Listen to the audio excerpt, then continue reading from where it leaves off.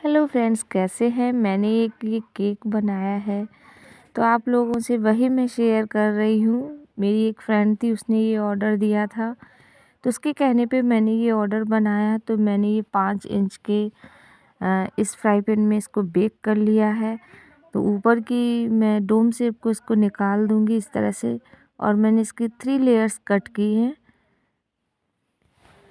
तो मैं इस तरह से इसको कट कर लूँगी।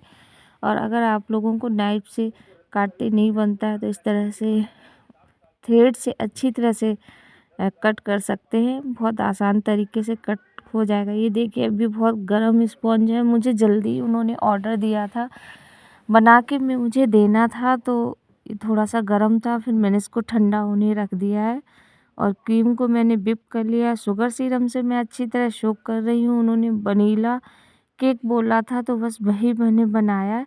अब ये देखिए, मेरा बोर्ड से कितना फिसल रहा है केक, जबकि मैंने नीचे कॉटन का कपड़ा भी रख लिया है।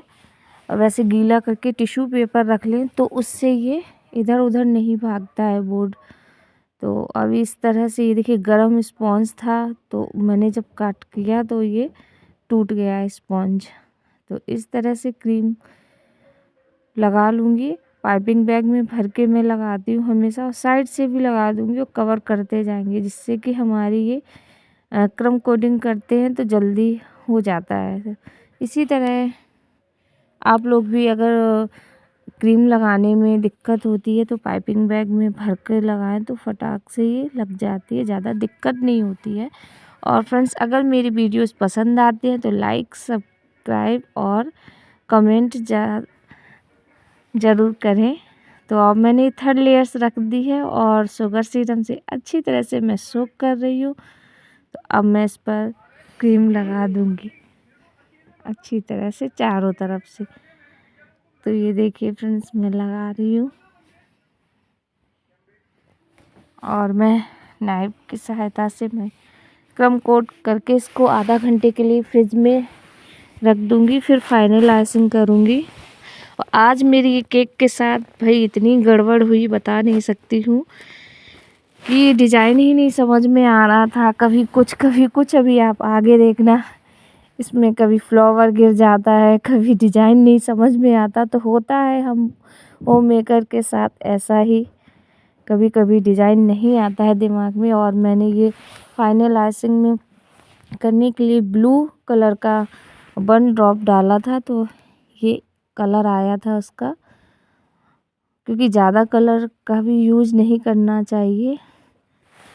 तो ये देखिए, इस तरह से मैंने इसको क्रीम को अच्छे से चारों तरफ लगा लिया है। और ये मैंने बोर्ड है ना बहुत छोटा लिया था, थोड़ा सा मुझे नीचे जो बोर्ड बड़ा लेना था।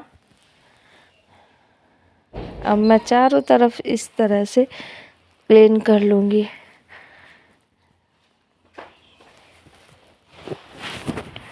और अब ये क्रीम लगा लेंगे।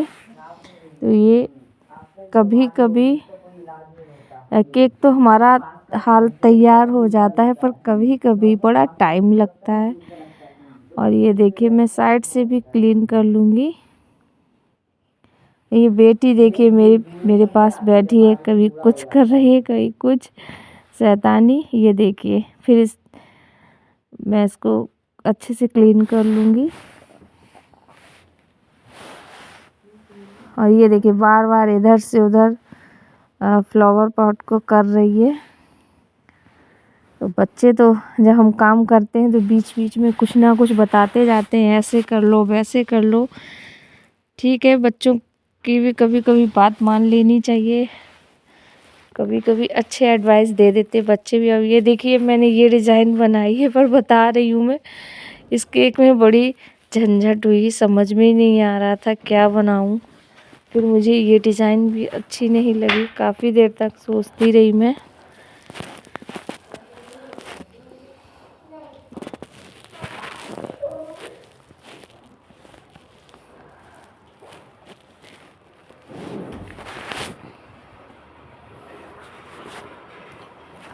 और अब ये देखिए, मैं ये डिज़ाइन बना रही हूँ। तो ये भी नहीं समझ में आया। फिर मैंने ये फ्लावर एक बनाया रोज़ पेटल का।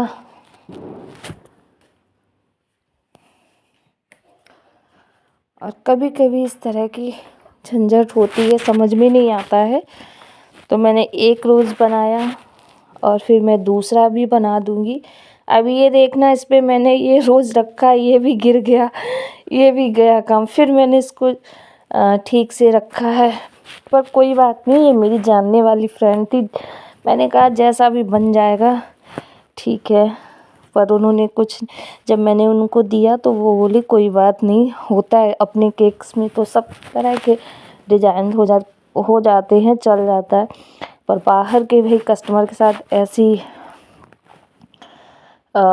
हम लोग लापरवाही नहीं कर सकते, क्योंकि कस्टमर नाराज़ हो गए तो फिर भाई अच्छी बात नहीं होगी, तो हमें केयरफुली काम करना पड़ेगा। बट ये जानने वाले थे, इसलिए इस केक के साथ ऐसा हुआ। पर फिर बाद में मैंने ये इस तरह से लीफ भी बना दी और कुछ स्प्रिंकल्स डाल दी, तैयार हो गया हमारा केक। बट उन्होंने खा के